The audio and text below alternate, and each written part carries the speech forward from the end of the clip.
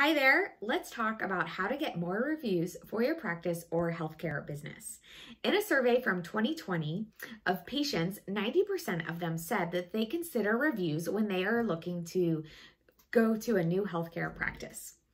And 71% of them said that the reviews was the first thing that they looked at. So word of mouth is super important, but so are your reviews. And I would venture to guess that this number has only gone up and will continue to do so as more of our lives move online. So how do you proactively get reviews? Because the truth is that if you aren't proactive about asking for reviews, you're likely to get a lot more of the complainers than the satisfied patients and clients. Think about your own behavior.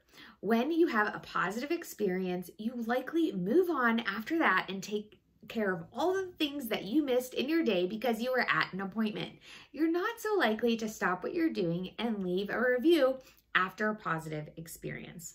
But what about after a negative experience? If you had a really bad experience at an appointment, maybe someone was so rude at the front desk, or maybe they made you wait a long time in the waiting room.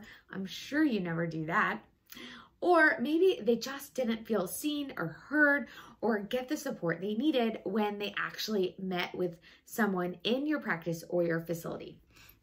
What are you likely to do after that? You are then going to go leave a negative review. Maybe you're a nice person and you don't leave just a 1-star all caps rant, or maybe you're frustrated enough that you actually do. So then our nature as humans is that we remember the negative things, they stick with us, they bug us, and we move on from the average or even positive experiences. So it's super important that you are proactively asking for reviews. Just to illustrate this story, I have a client who is beloved in the community. They've been around for 10 years, and in 10 years, they had 74 reviews. It's not terrible, but it's not a lot for a practice that's been around for a long time and is well loved. They had a decent rating, around a 4, and a few angry patients who would leave and have a negative review. It happens. And they weren't proactively asking for reviews. We talked a lot of times about ways to ask for them, how to set up the links, how to make this a part of someone's day-to-day job. But the truth is, if you don't automate this system, it's not going to happen in your busy healthcare practice or business. There are just too many other things to take care of at all times.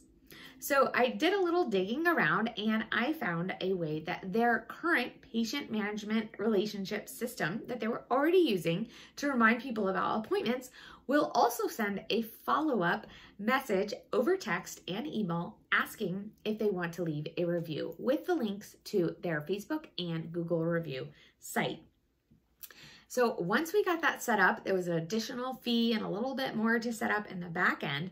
The minute we did that, I knew that they had turned it on because that day I sat down at my computer and I had 12 reviews from them in that one day. So they went from 74 to 86 in one day just by turning on that automated request for reviews system. So this is absolutely something that is worthwhile to implement in your practice.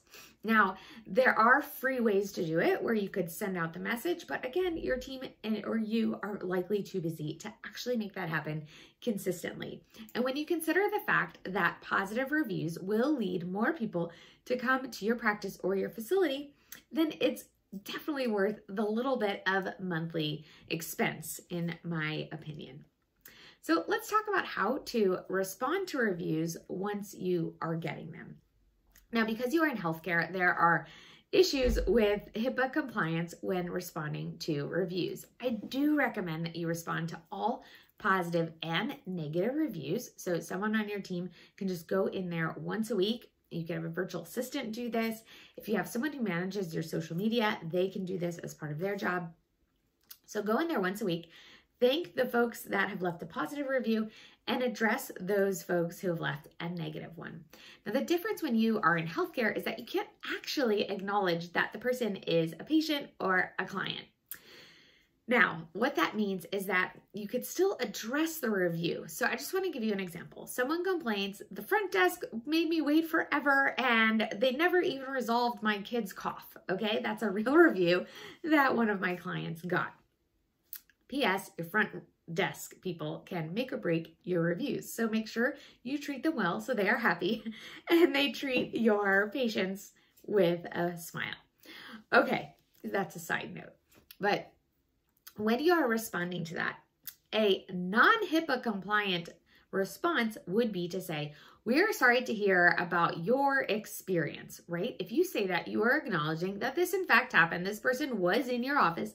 They are a part of your practice and you want to help them.